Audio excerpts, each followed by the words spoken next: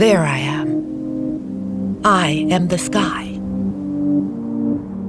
I am a warm, protective blanket wrapped around everyone on Earth.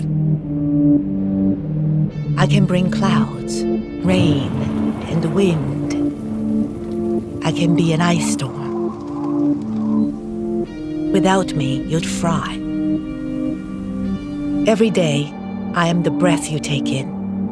Yet you are making me sick. I am congested, off balance, polluted. You see, I am more delicate than you think. It took millions of years to get it just right. My perfect mix of gases, temperature, and weather that you enjoy.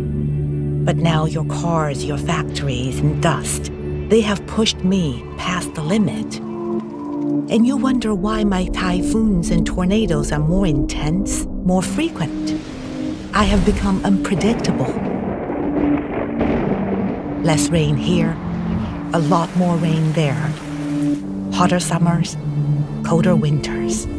I cannot even control myself anymore. Enough about me. I will show my changing self to you in your days ahead. But in the end, I'll be fine. Give me a few thousand years. I have weathered trauma before. I am not worried for myself. Look up.